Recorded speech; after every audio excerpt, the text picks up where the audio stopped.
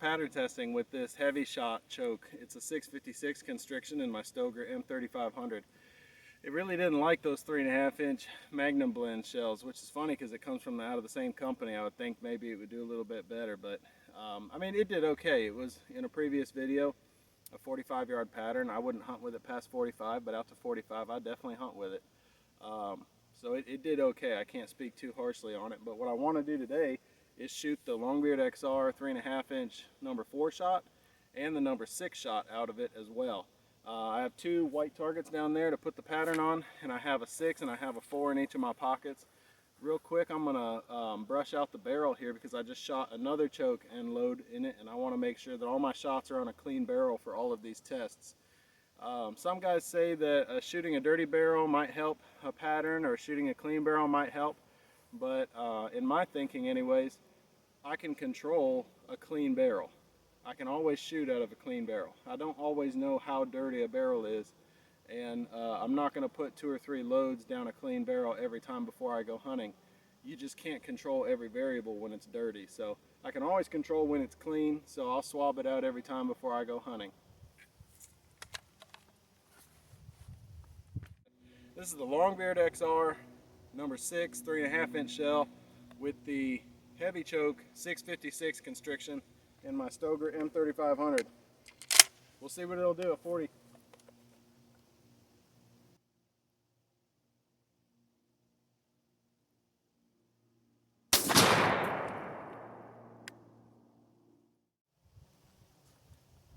Alright, now we're going to shoot the number 4 3.5-inch shell out of the same choke, just at the next target over, and then we'll go down and check them both out.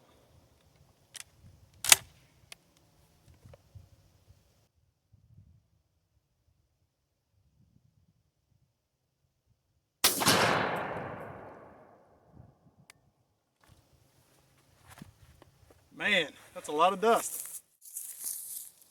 Alright, this is the number 6 out of the Hevi-Shot choke, and man, that's tight. That is a hot core right there. That 656 constriction, I was concerned that it would blow that load out. It might be too tight of a constriction for all that shot, but it did not. Man, that is tight. The densest part of that pattern is right here, and I've got this here to catch a few more shots behind it, and it's, wow, yeah. I mean, you can cover most of that shot up with my hand, the densest part of that pattern. That's a red dot pattern right there. I wouldn't want to shoot it open sights, I don't think. A little bit off one way or another, and you might only catch them with a few of these outside pellets, and you got a wounded bird probably. That's 40 yards. That's a 50 or 60 yard pattern, I bet. Let's check out the 4's. Okay, here are the 4's. Again, that's got a hot core with a few flyers around it. I pulled this one a little bit. I was aiming a little higher on this shot than what I needed to. My green bead was right here, and I know that this gun pattern's basically on or just on top of the green bead, but I was a little bit to the right.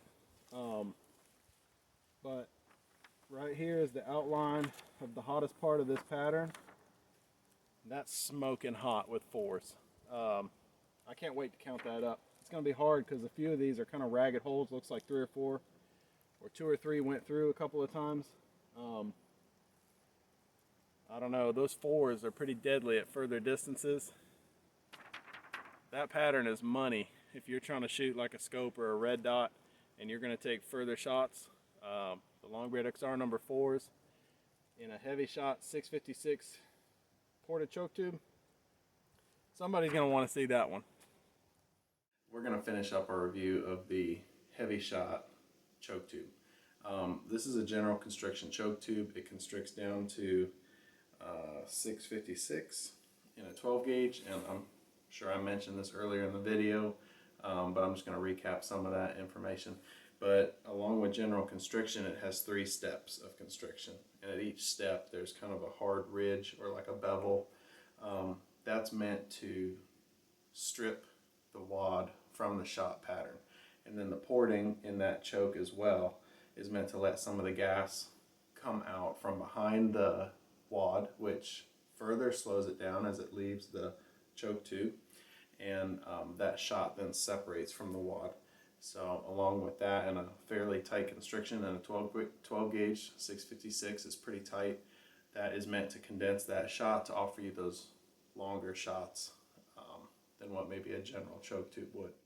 We'll kind of work backwards. So we shot the number 6 first, but we're going to review that last.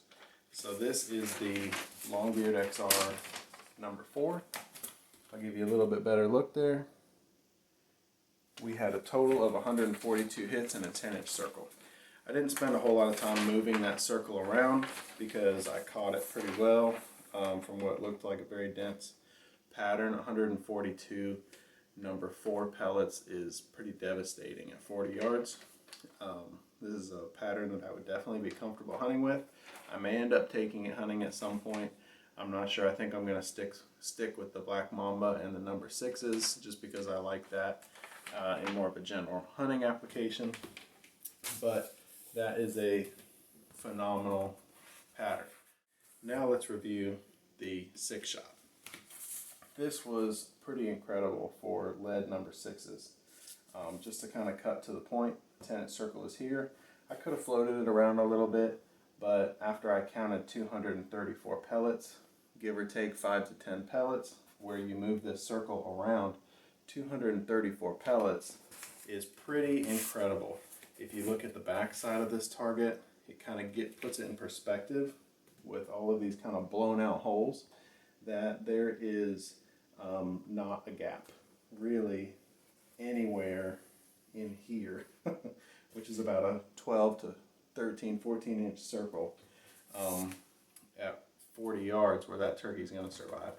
So these patterns I would consider very tight patterns, which makes sense because it's a tight constriction choke tube. But if I were to hunt with these, more than likely I would use a red dot. I still may end up using a red dot for what I have, but in turkey hunting I've found a red dot actually helps more at closer distances.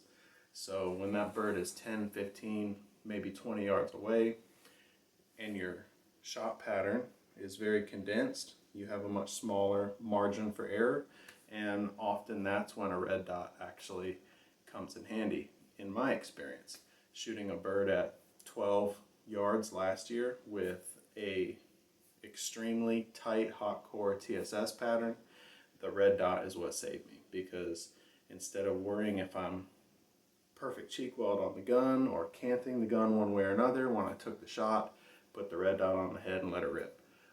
That's where a red dot really comes in handy as far as turkey hunting is concerned. Is this the combination I'm going to hunt with this spring?